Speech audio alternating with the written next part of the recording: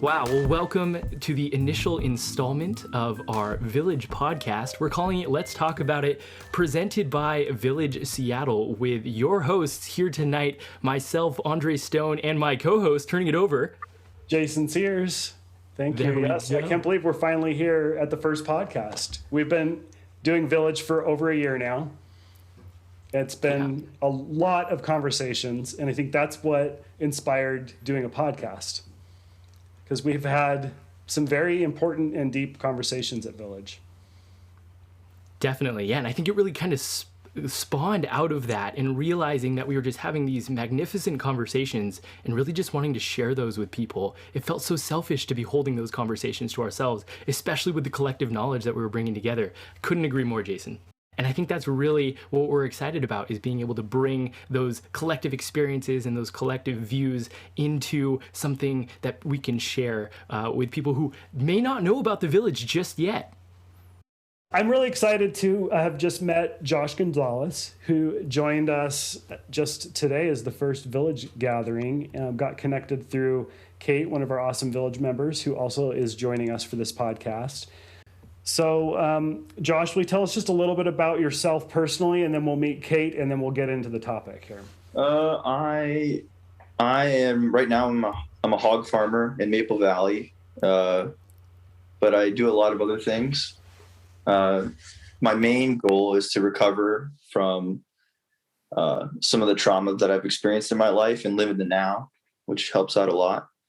But right now, I'm wrapping up here in Seattle and headed down south to Arizona to get some work done on my teeth with my buddy Phil. And then next Easter, I should be in Baja helping him and his brother build a studio.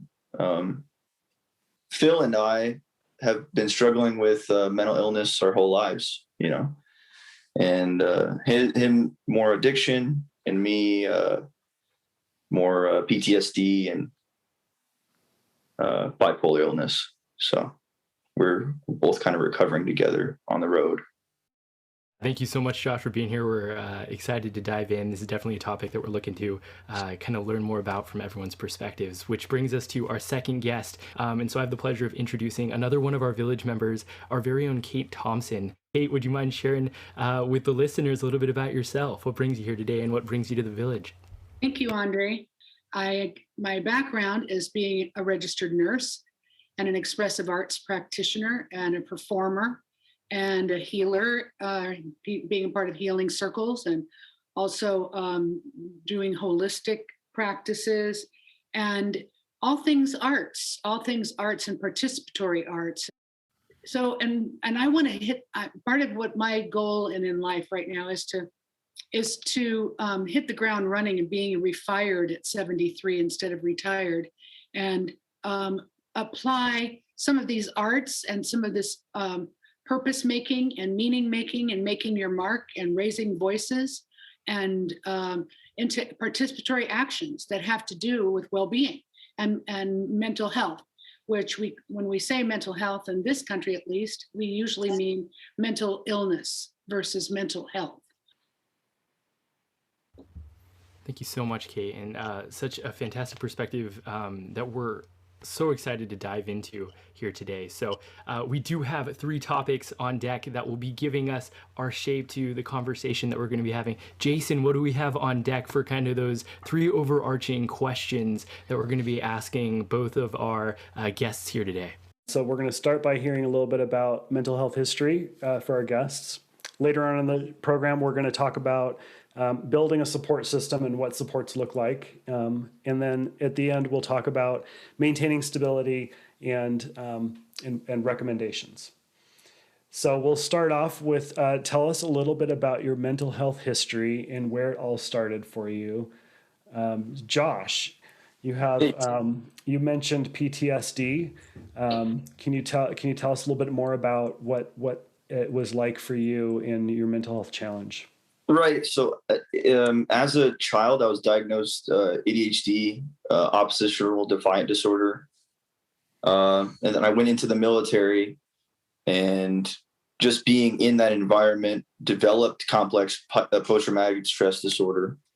That's what the psychiatrists say. I don't know if I agree with the labeling. I think that I'm just a human that was put in inhuman conditions, and when that happens, it just snaps our brain. After I had been in the military, I got out. I tried to live the normal life and worked a 9 to 5. Eventually, I ended up in Seattle working for an online business called ketodelivered.com. I was working really hard, smoking a lot of weed, thought I had it all figured out. 9 months into my contract with my best friend, I had a manic episode to the point where I thought I was Mark Zuckerberg, and I was screaming in the streets, and I was homeless, and I couldn't figure out why. Like I had no idea why, and no one had told me before what bipolar illness was. I didn't know that any of my relatives were diagnosed with it, which they were, and so I kind of went alone in this year of like mania and depression, trying to figure it out. And I ended up on a cliff in Croatia, and I jumped off, and then I made it all the way back here to Seattle, and got help at the VA here, and just started from the ground up, working on myself, taking my medication, being supported from whatever support I could find. Thank God I was in Washington. And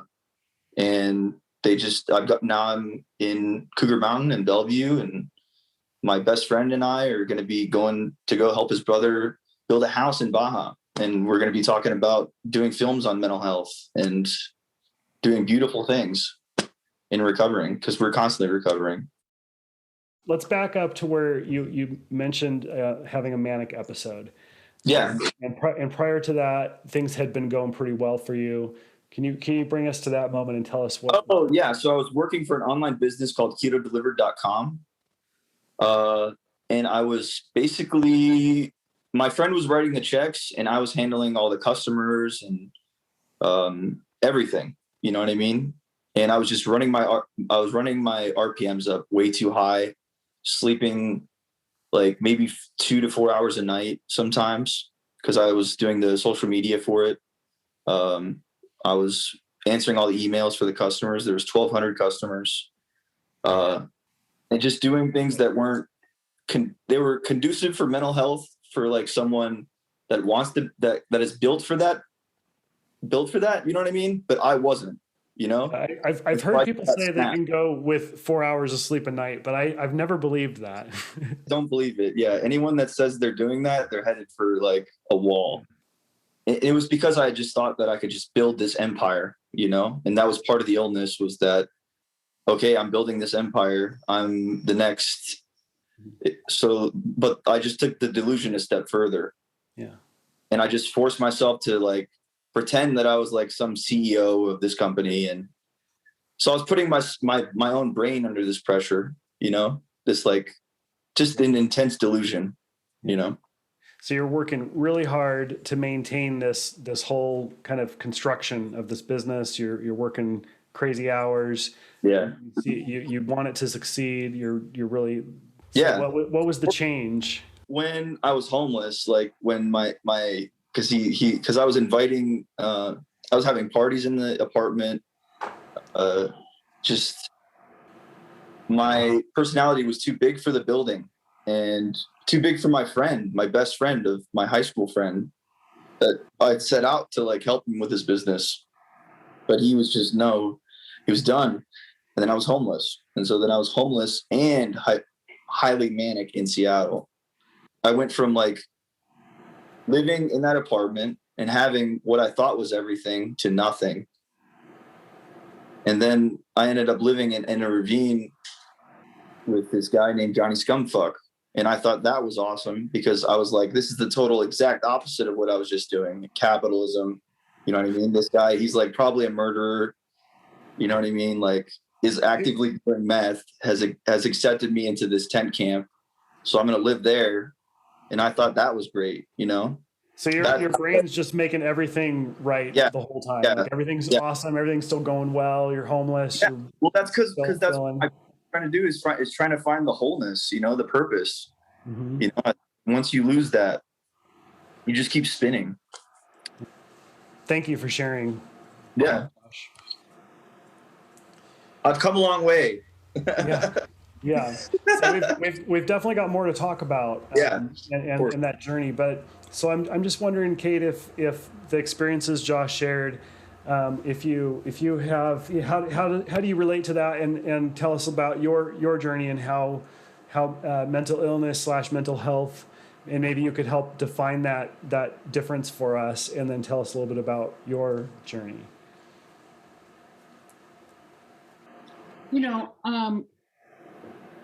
I had a challenging childhood, and I came from parents of alcoholics, and I came from a culture where you were supposed to be, only spoken when spoken to, kind of thing.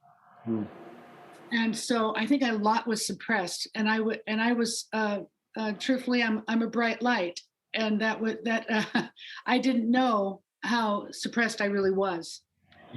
And so for many years, probably all through my teens, early 20s, maybe into maybe my early 30s, I think it really dawned on me, oh my God, you've been depressed many of these years.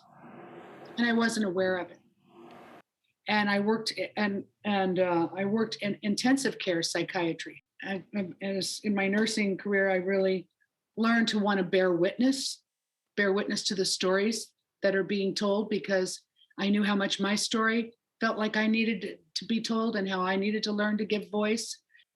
Somehow or another, about 20, it's probably longer than that now. Anyway, I'm not sure when it was, but it was at least 20 years ago. I took a medication, and within a year, I was no longer depressed, and I've never had to take another medication. So I'm really grateful for that. I dip in and out of depression, but I'm really grateful that I found the equilibrium, and I attune a lot of that to the tuning, the being able to use my voice to share, so that I would say to people, I'm depressed. They'd say, how are you doing? I'd say, well, I'm still depressed. I don't need to talk about it, or I do need to talk about it. So I would be in relationship with it and bring it into the room with me. And that helped a great deal, because I was not as alone. I didn't bury myself in guilt and or shame and or stigmatize myself because of it. And working in mental health also, which really is talking about working in mental illness, because that's the way our country views it. I started wanting to unpack what is mental wellness, what is well-being. So I believe that we need to flip our culture and really start amplifying the voice of what is mental wellness. And doesn't mean all the stories of mental illness can come along, because we each have some. It doesn't mean we've gotten psychotic or we're clinical, but we all have those places where we're hiding who we are.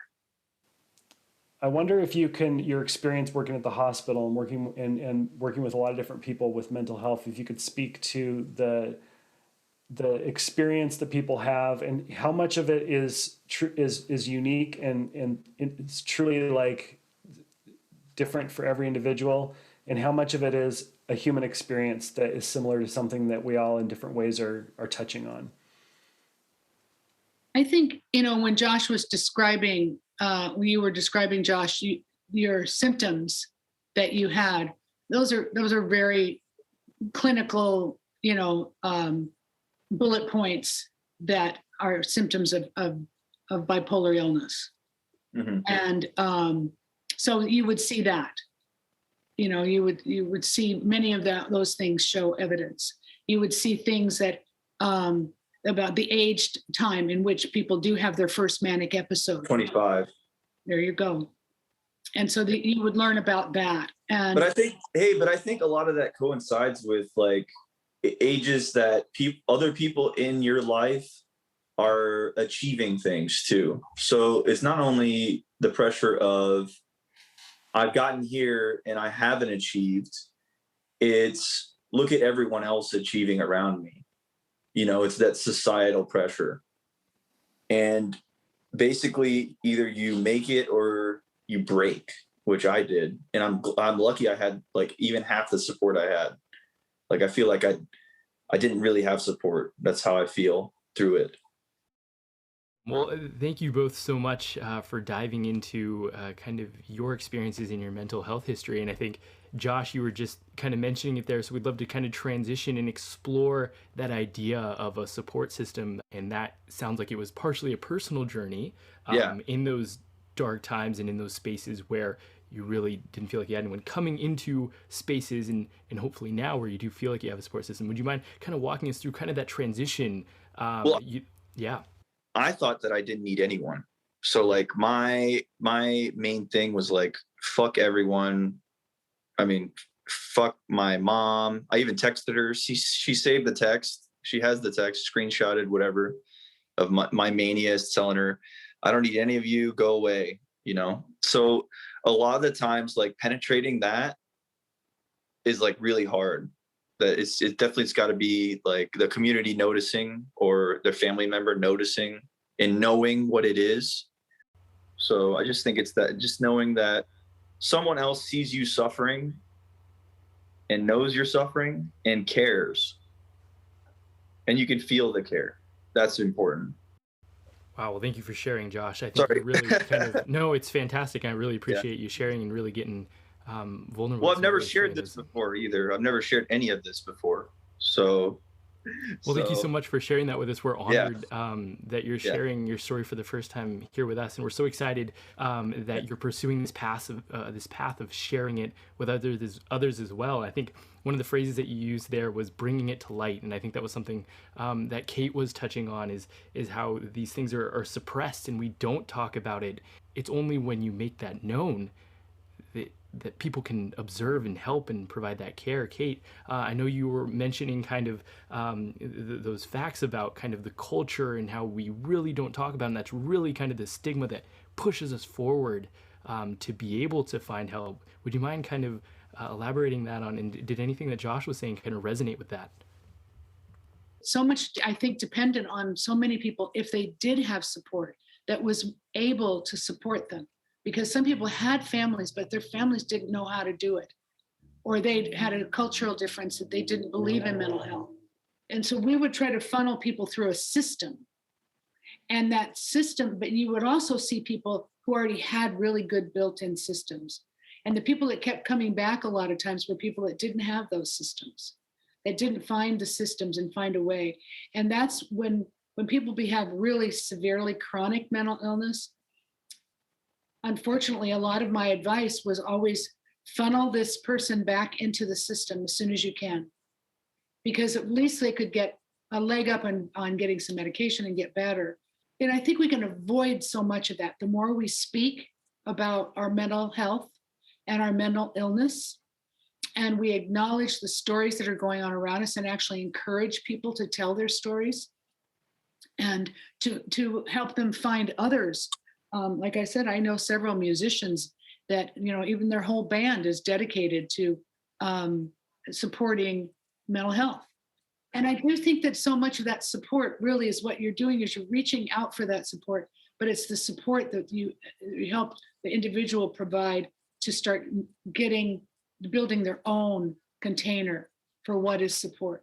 And in what ways today, this moment, in this next 5 seconds or minutes, could you do that? It's like bringing that back to people, and you can choose that again, and you can choose that again, and have them have a skill set that they know that they can lean on. I can call this person, I can do meditation, I can do all these different things, that put on this kind of music so that I can find the support that I need. But it really is coming from within. And that's how wounds heal. Wounds heal from the inside out. We need all that extra support outside of us, but we have to do, it's an inside job.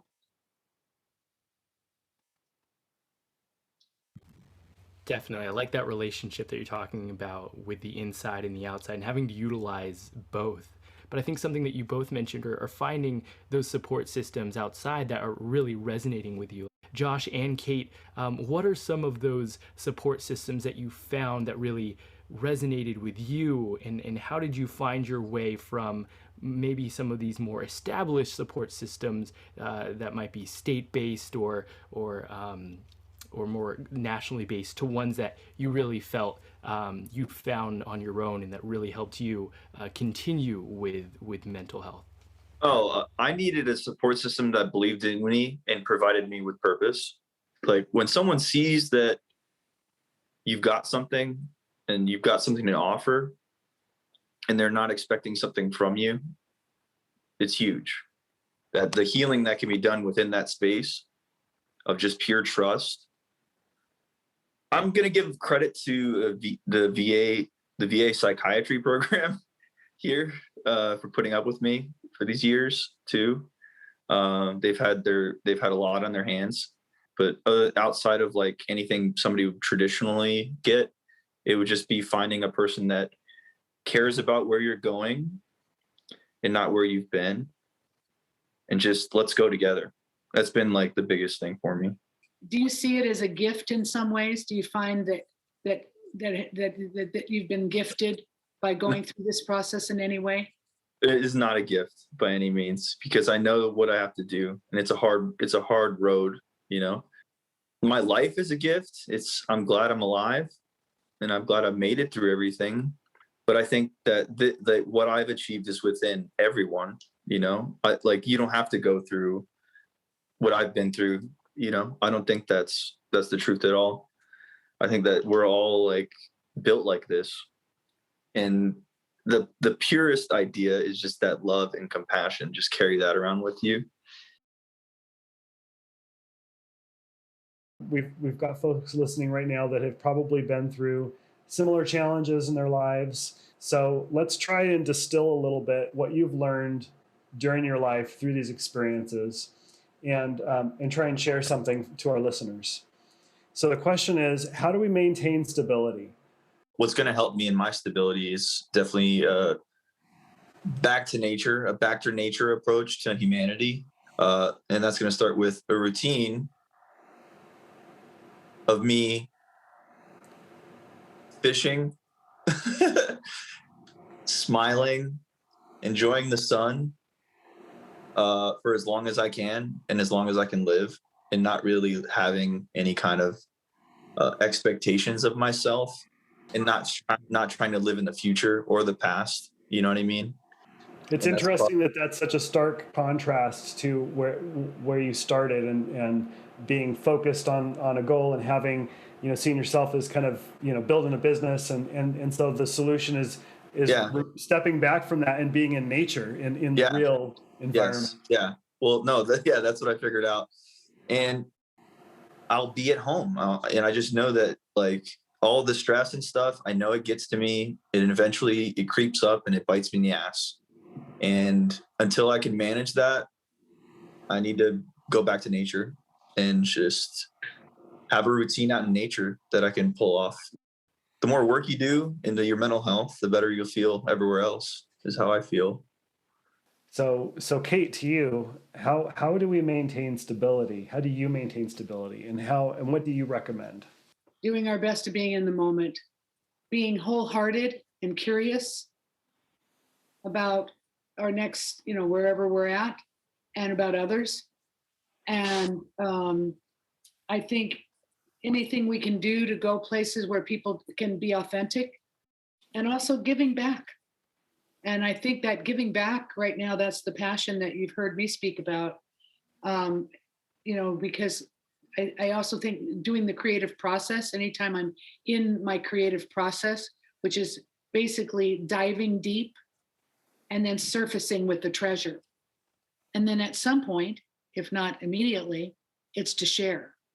It's to give back to others, to give out, and to keep being in touch that my emotions are just stories. They're just, I mean, they're perfect. We need them. They're beautiful. They help us grow, but they're stories. And the essence of me is this non-dual spiritual being in a physical body having a human experience. And my goal in life is to yield to what that is, because I don't know. I don't have the answers. But I'm so curious, and pray to be wholehearted. Both of you tonight have today, both of you today have mentioned community and other people being an important part of your journeys. And I think that that's something that we've brought to the Village model, is the idea that we need each other, and we need to be forming relationships. Kate mentioned having a relationship with yourself, with having a relationship with parts of you on the inside and bringing that out. And in that same respect, having relationships with other people helps with that. So if anybody listening is looking for community and looking for connections, and wants to just have a chance to talk, then we invite you into the Village. And I'm not sure exactly how we're going to accommodate that with the podcast, but there may be a link for you on this. Find us, come and find us, find the Village, come find us. And when you find us, we'll be very happy to see that you've arrived. I want to claim that sense of place right now, because this is a place, and it's a place we call home on Tuesdays, now at 6. And it's a place that you kind of can come back to anytime. And all voices have an opportunity to be heard. It's an open book, so it doesn't end. It's solace. We live in inquiry, and we live in seeking belonging and strategizing intimacy and more aliveness that we can spread with others through our invitations and our openness. Yes. Wow. Those are great. Those are the words. Those are the words. That's right going there. in the podcast for sure. Next time on Village Podcast. Oh my gosh, I would love to do that. Yeah. Do you want to do your Next time like we'll a be talking. movie trailer voice? All right, let's give it a go. Thank you for joining us with podcast. For Oh, Village I'm going to give it a shot.